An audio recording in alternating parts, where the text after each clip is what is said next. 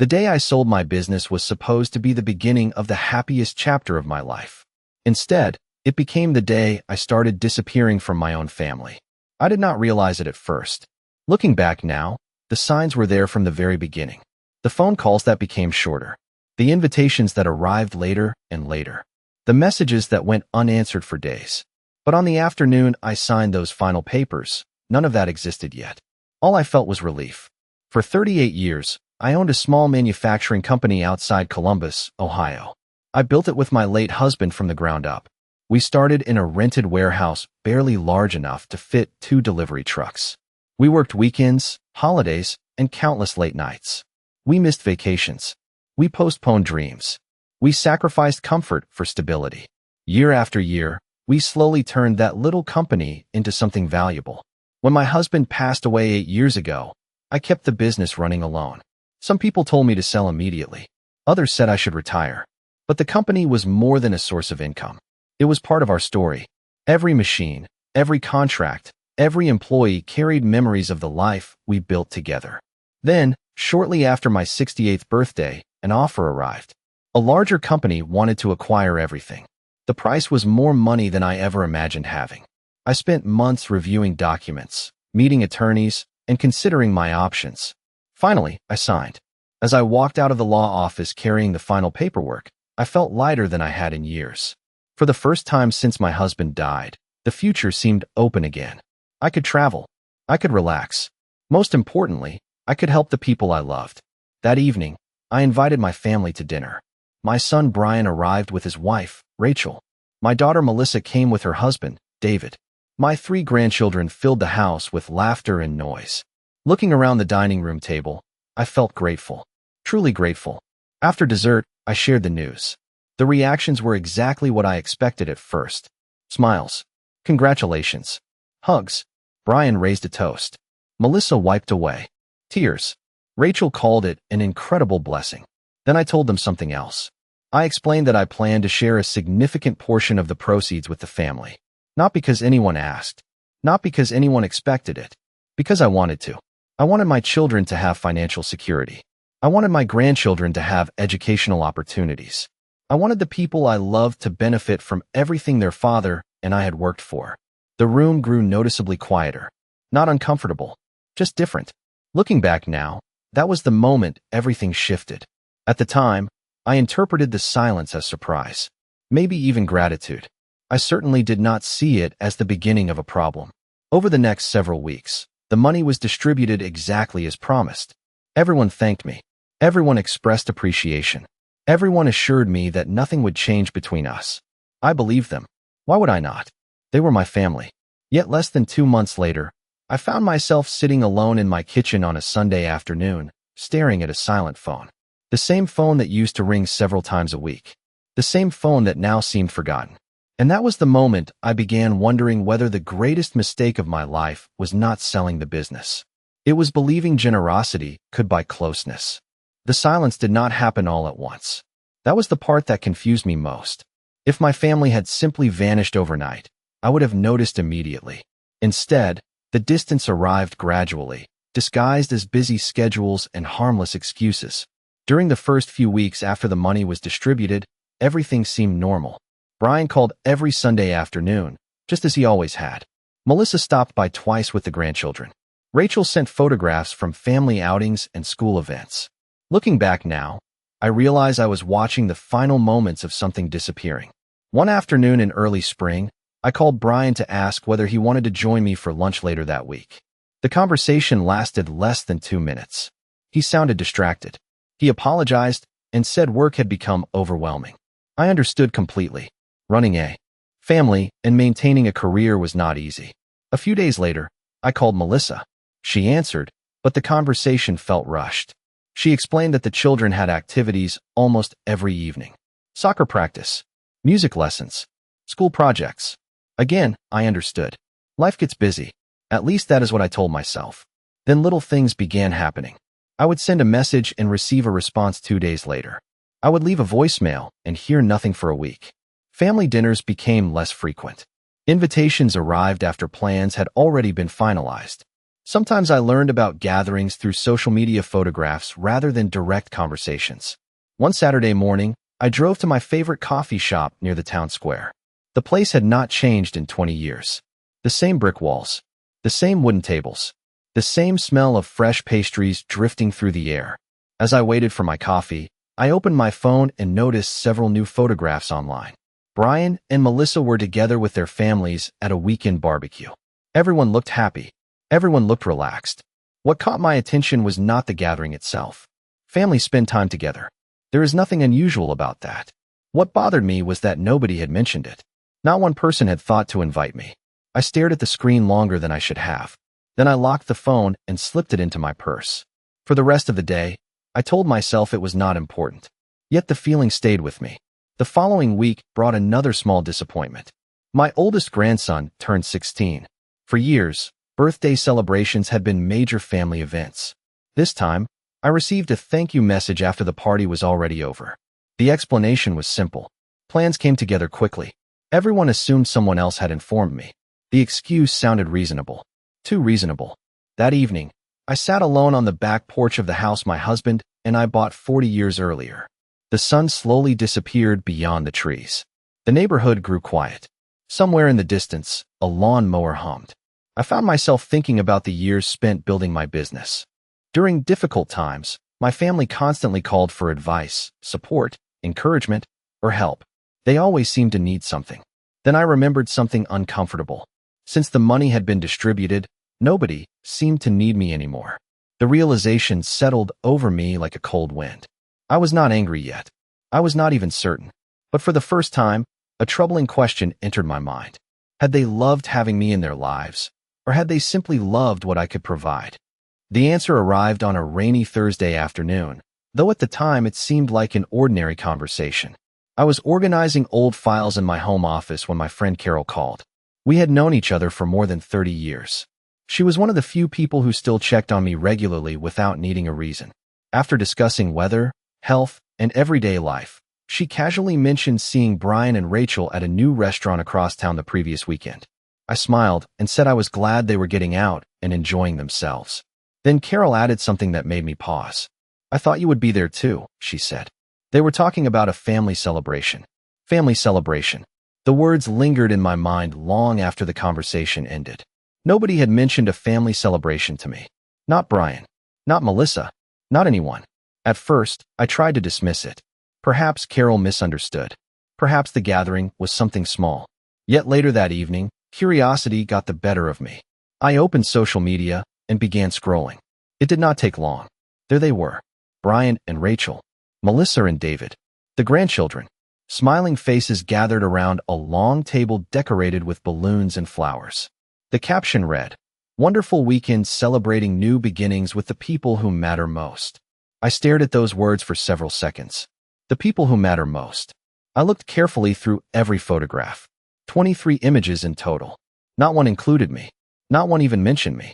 The strange thing was not the exclusion itself. By then, I had already begun noticing the pattern. What unsettled me was how comfortable everyone appeared. Nobody looked guilty. Nobody looked hesitant. It was as though my absence had become completely normal. I set my phone down and walked into the kitchen. The house felt unusually quiet. Rain tapped gently against the windows while the refrigerator hummed softly in the background. I stood there remembering birthdays, holidays, and family dinners from years earlier. Back then, if I missed an event, someone always called. Someone always checked on me. Now entire celebrations could happen without anyone noticing I was gone. The following week brought another discovery. Melissa called unexpectedly one afternoon. Her voice sounded cheerful. During the conversation, she mentioned a recent family planning meeting. Then she immediately corrected herself. The pause that followed told me everything. There had been a meeting. Family members had gathered. Discussions had taken place. Decisions had been made. Again, I had not been included. When the call ended, I sat quietly in my living room and allowed myself to think honestly for the first time. Over the years, my family often came to me with problems.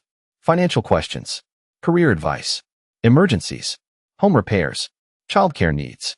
I was always available, always willing, always helpful. Yet now, after providing the largest gift I had ever given any of them, They seemed less interested in maintaining a relationship than before. The contradiction bothered me. That evening, I pulled out several old photo albums. Page after page showed family milestones stretching back decades. Birthday cakes, graduation ceremonies, backyard barbecues, Christmas mornings. Looking through those memories, I noticed something I had never considered. For years, I had measured love through what I could do for others, what I could provide, what I could solve. Perhaps my family had learned to see me the same way. Not as a person, not as a mother, not as a grandmother, as a resource, a dependable source of help whenever help was needed. And now that the business was gone, the money distributed, and the obligations fulfilled, something essential had changed. As the rain continued outside, I closed the final photo album and placed it carefully back on the shelf. For the first time, I stopped asking why nobody was calling. Instead, I began asking a different question. What would happen if I stopped reaching out first? The next morning, I awoke to a quiet house, the soft light of early spring streaming through the blinds. The air smelled faintly of blooming tulips from the front garden, and for a moment, I allowed myself a sense of calm. I moved to the kitchen, prepared a simple breakfast, and as I sipped my coffee, my thoughts wandered to the previous days, to the events that had left a tangible distance between me and my family.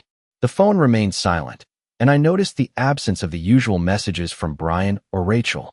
I reminded myself that sometimes people get busy, that life has a way of sweeping us along different currents, yet the lack of even a single call stung more than I expected.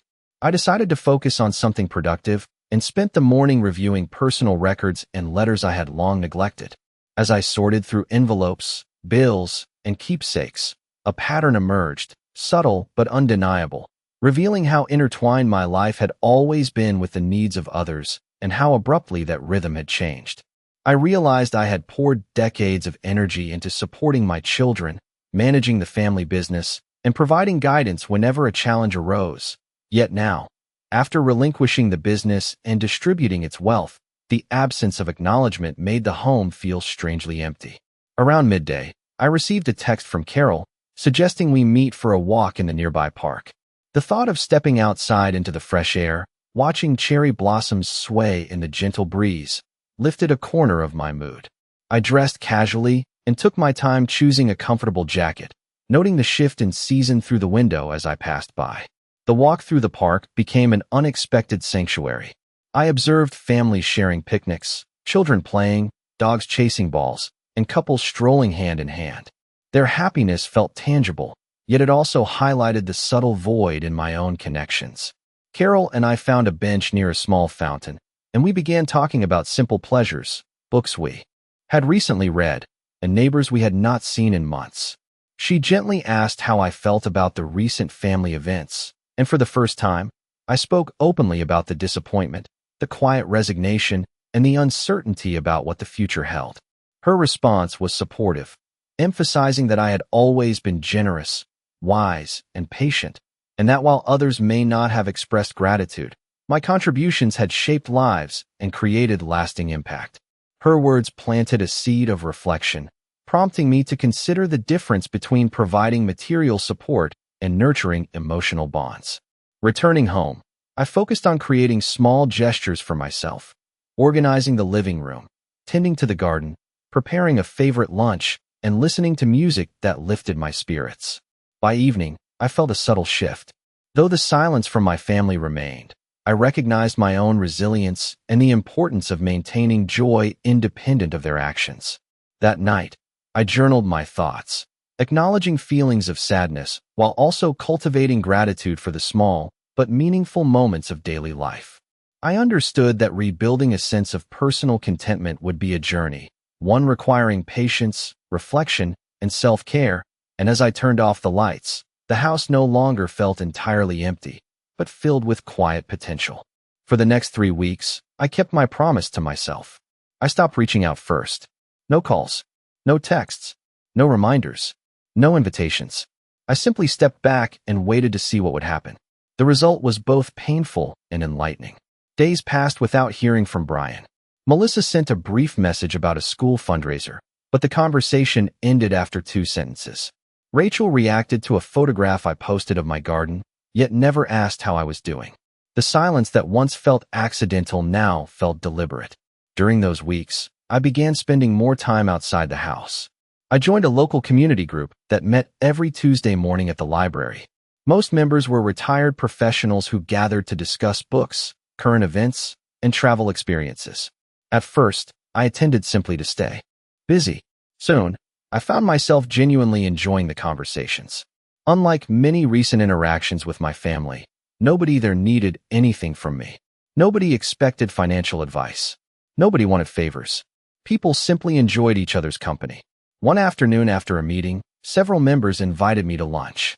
As we sat together at a small restaurant overlooking a river, I realized something surprising.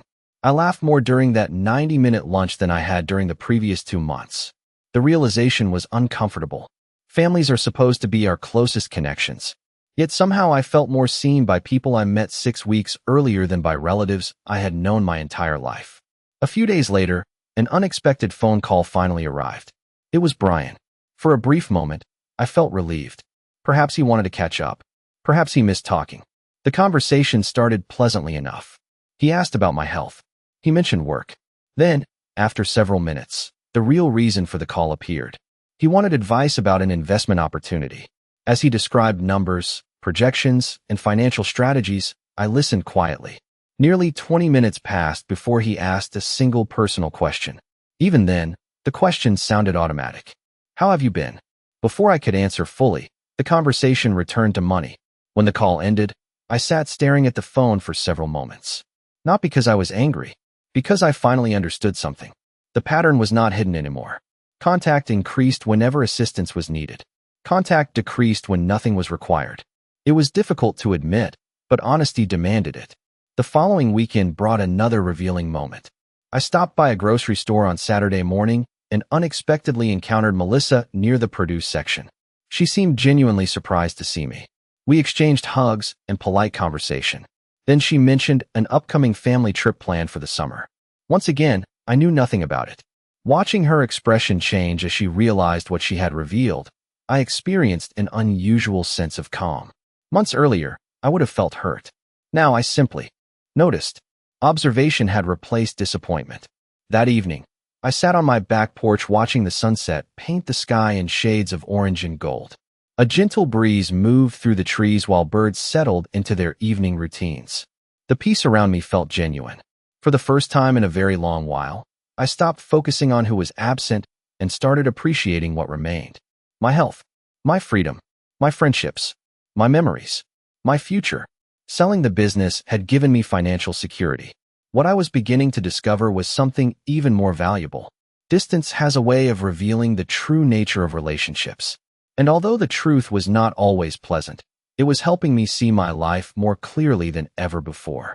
By the start of the next month, I noticed a shift in myself that I had not expected. I began to feel a quiet strength, an awareness that my time and energy were valuable and that the pattern of contact from my family revealed their true priorities. Every phone call, every text, seemed to arrive not from care but from convenience, a subtle reminder of how relationships had changed. One Saturday afternoon, I decided to invite a few neighbors and friends over for coffee and pastries. I baked a simple apple pie and arranged seating around the living room, placing fresh flowers on the table. As the doorbell rang and familiar faces stepped inside, I was struck by how warm and effortless these interactions were. People genuinely wanted to be present, to share conversation, to laugh about everyday things. Unlike recent experiences with my family, there were no expectations, no underlying requests, just shared company. After everyone settled, I noticed a small card had slipped under my door. It was from Brian, mentioning a brief financial query, carefully worded, yet still highlighting the transactional nature of our interactions. I placed it on the counter, not responding immediately, choosing instead to focus on the laughter and warmth filling my home. That evening, I sat on the porch watching the sun sink behind the trees, thinking about boundaries and self-respect. I realized that the sale of my business had done more than provide financial security. It had illuminated the dynamics of my relationships and allowed me to observe them from a new perspective. The clarity was liberating. Over the following weeks, I continued to nurture these healthy connections, scheduling walks in the park, attending book discussions, and even volunteering at the local library. Each activity reinforced the value of giving time to those who reciprocated genuine care, and I began keeping a journal of my reflections. The exercise was soothing, helping me to process emotions and record moments of contentment. Unexpectedly, I started receiving messages from extended family, short updates about events and milestones, yet they were now met with measured responses rather than automatic engagement. I listened, acknowledged, and then returned to my own priorities, feeling a growing sense of empowerment. On a quiet Sunday afternoon, I prepared a small dinner for myself and enjoyed it in the dining room, reflecting on how much I had learned about people, expectations, and the importance of self-awareness. The contrast between those who sought contact for convenience and those who engaged with warmth and authenticity became increasingly clear, reinforcing lessons about trust and emotional investment. By setting boundaries and observing behaviors without immediate reaction, I had discovered a way to maintain dignity and peace while navigating complex family dynamics. The experience transformed my understanding of support, loyalty, and the subtle ways in which love and expectation can diverge, leaving me with a profound appreciation for relationships that were chosen rather than assumed, and for the quiet moments of joy found in genuine human connection. The real surprise came when I stopped expecting anything. For months, I had measured family relationships by who called, who visited, and who remembered important dates. Now, for the first time, I was simply living my life. Summer arrived with bright mornings and long evenings. My garden flourished. The roses along the fence bloomed better than they had in years, and I found myself spending hours outside with a cup of coffee, enjoying the peaceful rhythm of retirement. One Tuesday morning, while volunteering at the library, I received a text from Melissa. The message was unusually warm. She asked if we could meet for lunch later that week. At first, I assumed there was another request hidden somewhere beneath the invitation. Months of disappointment had trained me to be cautious. Nevertheless, I agreed. We met at a small restaurant near downtown Columbus on Friday afternoon. As we sat together, I immediately noticed something different. Melissa seemed nervous. She stirred her iced tea several times before speaking. Finally, she looked directly at me and said something I never expected to hear. "Mom, I think we have been taking you for granted." The words hung in the air between us. I remained silent, allowing her to continue. She explained that after the business sale, everyone became focused on their own plans, investments, and opportunities. Life moved quickly. New responsibilities emerged. Financial decisions demanded attention. Without realizing it, family members stopped making the effort they once made. They assumed I was fine. They assumed I was busy. They assumed there would always be another chance to call. Listening to her, I felt a mixture of validation and sadness. The explanation did not erase what had happened, but it confirmed something important. The distance had been real. I had not imagined it. Before we left the restaurant, Melissa reached across the table and squeezed my hand. The gesture felt sincere. Yet I also understood that one conversation could not repair everything. Trust returns gradually, just as it disappears gradually. Over the following weeks, subtle changes began appearing. Melissa called more often. My grandchildren started sending messages about school activities and summer plans. Even Brian seemed different. One evening, he invited me to attend one of my grandson's baseball games. Sitting in the bleachers beneath a clear blue sky, surrounded by cheering families, I realized how long it had been since anyone simply invited me to participate. No advice was needed. No financial discussion followed. Nobody asked for help. They simply wanted me there. That simple gesture meant more than they probably realized.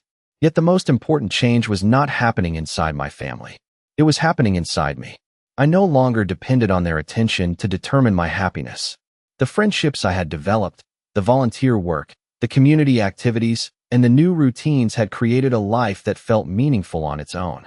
Family remained important, but it was no longer the sole source of purpose. One evening, while organizing photographs from the past year, I noticed something remarkable. The happiest pictures were not necessarily the ones featuring family gatherings. Some showed library events. Others captured walks with friends, gardening projects, and community celebrations. Looking at those images, I understood a lesson that had taken me decades to learn. Relationships are healthiest when they are part of your life, not your entire life. As the sun set beyond the backyard trees, casting long golden shadows across the lawn. I felt a sense of peace that had been missing for a very long time. The story was not ending the way I once expected. In many ways, it was becoming something better. Because sometimes losing the illusion of perfect family relationships allows you to build something far more valuable. A life that remains full, meaningful, and joyful regardless of who decides to call. The morning after the backyard gathering brought an unusual quiet to the house. Sunlight streamed through the living room windows, illuminating the family photographs that lined the shelves, and I found myself alone with my thoughts. Over the past months, I had learned to savor solitude, but today the quiet felt more reflective than comforting. As I sipped my coffee at the kitchen table, I realized that my perspective on family, responsibility, and personal fulfillment had shifted subtly yet profoundly. The decisions I had made regarding the business sale had not only altered my financial life, but had also reshaped the emotional landscape of my relationships. There was a lingering emptiness where frequent calls and casual visits once existed, yet that absence opened a space for self-reflection and growth. I remembered the first conversation I had with my son. After the sale, his tone was distant, polite, but careful, as though he were negotiating how to relate to me now that circumstances had changed. Melissa, my daughter-in-law, had maintained an equally polite distance, her voice measured and her manner seemingly protective of her own life. The realization that my generosity had unintentionally created a subtle tension was humbling, but it was also enlightening. I spent the afternoon organizing my home office, placing reminders of my past achievements alongside notes for future projects. Each item on the shelves seemed to tell a story of resilience, dedication, and quiet independence. I thought about the evenings spent at the library and community center, volunteering and connecting with neighbors, each interaction reinforcing the notion that personal fulfillment does not rely solely on familial approval or attention. When I glanced at the window, the golden sunlight touched the garden, highlighting the roses and perennials that I had nurtured over the years. Their steady growth, resilient and unassuming, reminded me that life continued regardless of human expectation. Later, as I prepared a simple lunch, I found satisfaction in small, deliberate actions, slicing vegetables, brewing tea, arranging the table. These mundane tasks became meditative, grounding me in the present and affirming that a life lived with intentionality carries its own rewards. By evening, I had received a message from Melissa, brief and cordial, acknowledging a shared memory from the previous day. The tone was warm, subtle, and non-intrusive, signaling a potential thaw in the relational distance that had formed. Yet, I understood that genuine reconnection, if it were to occur, would require patience, consistency, and mutual recognition of changed circumstances. Sitting in the living room with the fading daylight casting soft shadows, I felt a quiet empowerment. Life had taken a turn I could not have anticipated, but the outcome was not merely loss. It was an invitation to redefine connections, expectations, and my own sense of purpose. I realized that embracing the unpredictability of relationships allowed space for authentic presence, for moments of unexpected warmth, and for the cultivation of a life enriched by both independence and the cautious rebuilding of familial bonds. The house was quiet, the air cool and still, and I felt ready to navigate whatever came next with thoughtful confidence and steady resolve, appreciating the depth of the lessons learned and the subtle opportunities that lay ahead. As the evening settled over the suburban neighborhood, I found myself reflecting on the unexpected turns the day had taken. The golden light from the setting sun streamed through the living room windows, illuminating the photographs that captured countless family moments, some joyful, some challenging, each one a testament to the passage of time and the layers of connection that had shaped our lives. I sat in the armchair, my hands folded gently in my lap, feeling a quiet resolve growing within me. Over the past weeks, I had navigated the delicate balance of generosity, expectation, and independence, observing how my decision to share the proceeds from the business sale had reshaped the rhythm of my family interactions.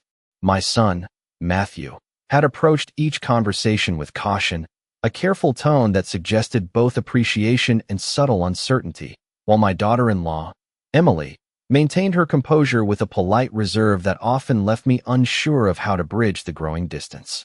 Yet, There were small gestures that signaled possibility, a message acknowledging a thoughtful moment, a shared laugh over a family anecdote, a brief phone call that hinted at reconnection. The day had been spent organizing the living room, arranging books and mementos with deliberate care, each action grounding me in the present and allowing space to appreciate the resilience that life had cultivated in me. When I glanced toward the window, the warm glow of twilight touched the garden, highlighting the vibrant hues of autumn leaves and the steady growth of perennial flowers that I had tended with patience and consistency. These small, enduring elements reminded me that life continues, often quietly, and that the strength to move forward comes from embracing both solitude and connection. As I prepared a simple dinner, chopping vegetables and setting the table, I felt satisfaction in the deliberate rhythm of the tasks, each movement a meditation that affirmed my autonomy and capacity for joy. Later, I invited Matthew to join me, and as we shared the meal, the conversation flowed with tentative warmth, reflecting both the history we shared and the new dynamics that were unfolding. Emily's presence, though careful and measured, added a layer of subtle understanding to the interaction, a recognition that relationships evolve and require patience, empathy, and mutual respect. Sitting together, we acknowledged the complexity of our bonds, realizing that generosity and love do not always produce immediate reciprocity, yet they foster a foundation for future trust and connection. By the time the evening drew to a close, I felt a sense of calm empowerment. The day's experiences had illuminated the possibilities inherent in patience, compassion, and the deliberate cultivation of meaningful relationships.